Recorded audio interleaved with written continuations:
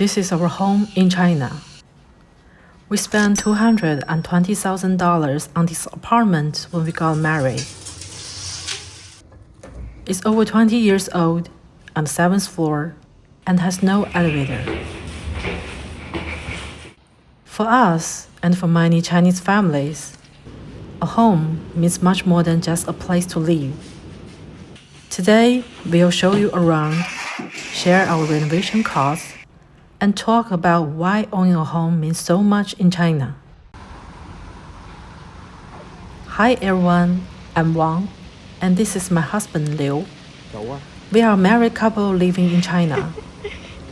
On this channel, we share our daily life and what life is really like in China. This is the apartment complex where we live. It was built about 20 years ago, so it's one of those older residential areas in China. All the buildings are 7 stories tall, and there are no elevators. But the whole place is kept really clean and quiet, and we really like it here. Once you walk in, just head a little to the right, and you will see these green lockers. In China, packages usually don't get dropped at your door. They're placed in these lockers instead, and you will get a pickup code on your phone. There's also a staffed delivery station just outside community. Some packages end up here instead. Basically, all the packages around here go to either the lockers or the station. So whenever we come home, we can just pick everything up on the way.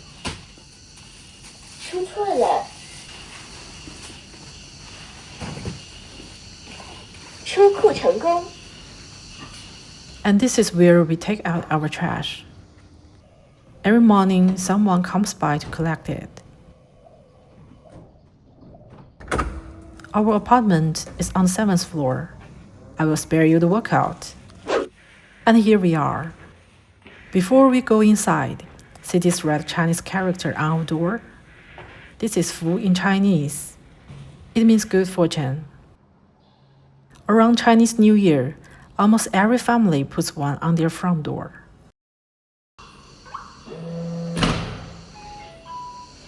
Welcome in. This is our entryway. Like most Chinese homes, we take off our shoes here before going inside. And this is our living room. You might notice something is missing. Yes, we don't have a sofa. Instead, we put a big dining table right in the middle. And our TV is on wheels, so we can move it wherever we want. This table is basically our living room now. We have meals here and we usually watch TV while eating. So far, we haven't missed it at all. These squishes are my little TV buddies. I just like keeping my hands busy. This is Liu's daily tea stash.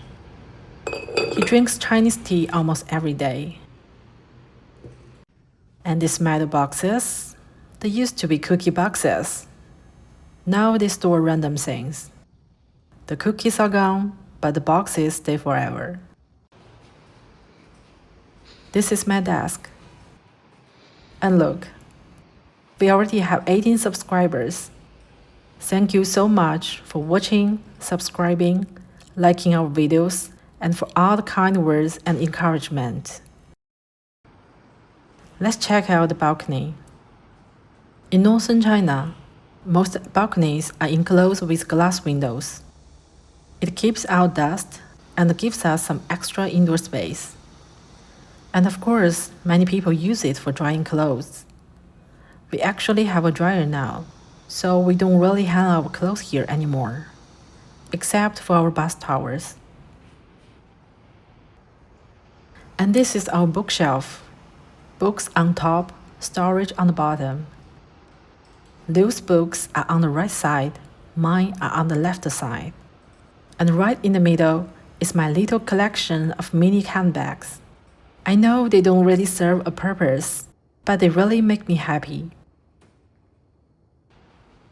This is our refrigerator. It's probably the hardest working thing in our home. Like we showed in our last video, we do one big grocery run every week, and it helps us keep everything fresh. Right now we have potatoes, carrots, onions, spinach, and some sauces. This is the freezer. We usually freeze some meat. This is our kitchen. I designed this whole space myself. Right under the sink here, we actually have a water pump. Because we are on the 7th floor, the natural water pressure isn't great. So this keeps everything running smoothly. It makes a buzzing sound every time we turn on the water. You can probably hear it, but we are totally used to it now.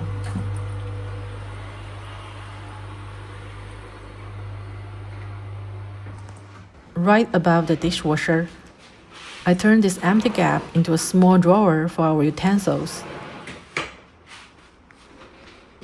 This is my Chinese wok. Stir fry, boil, you name it. One good wok and you are set.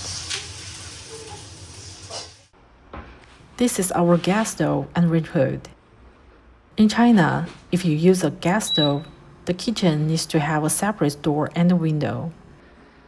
It's mainly for the safety reasons, in case there's ever a gas leak. So open kitchens with gas stoves aren't allowed here.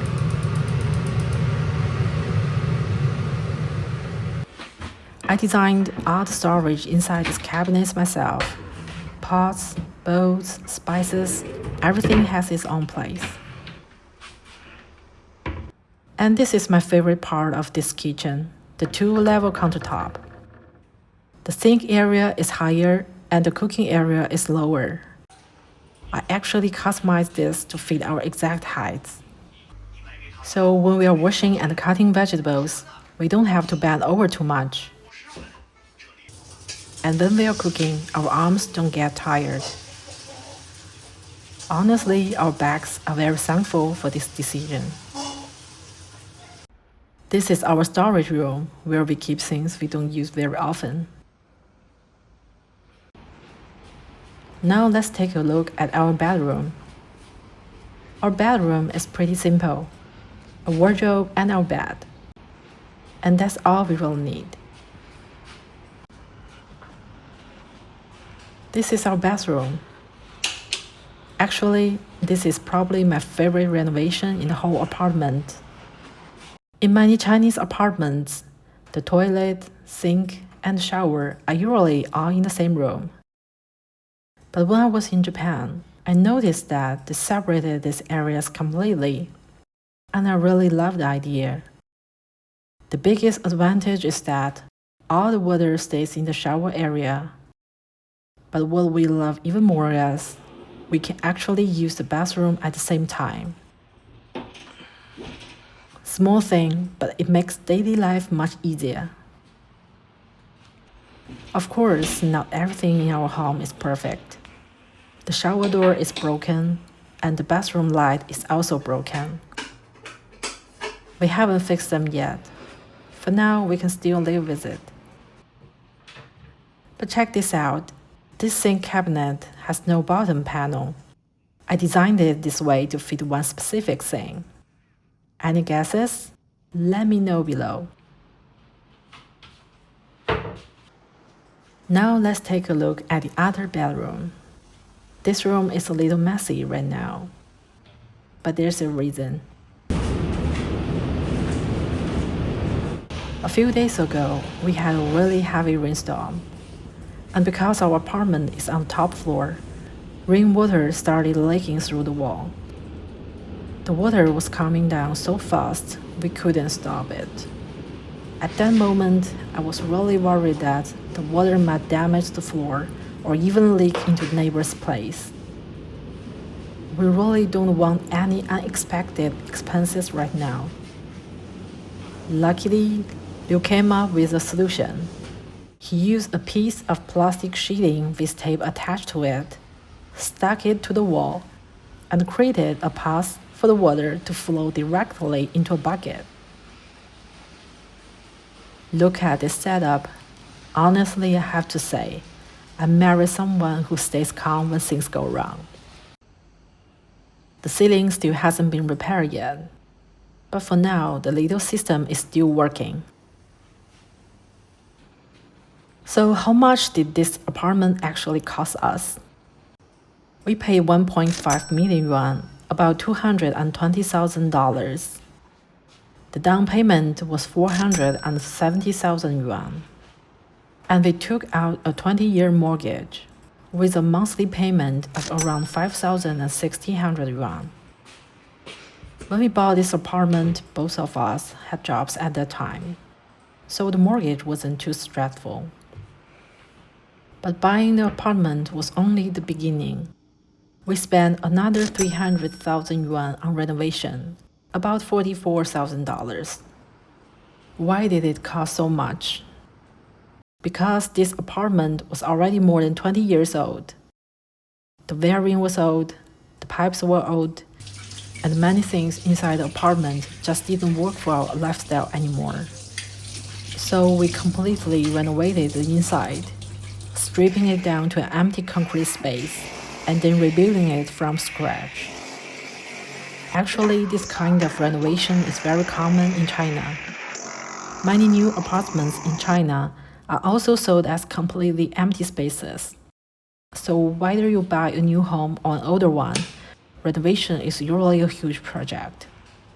It takes money, time, and a lot of patience.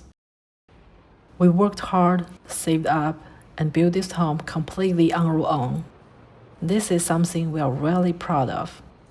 So going back to the question we started with, why does owning a home mean so much in China? For many people, a home means much more than just a place to live.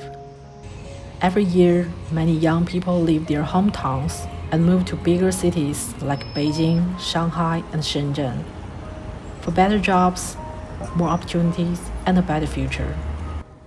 For them, buying a home in that city means they are no longer just passing through. They have finally put down roots. We made a different choice.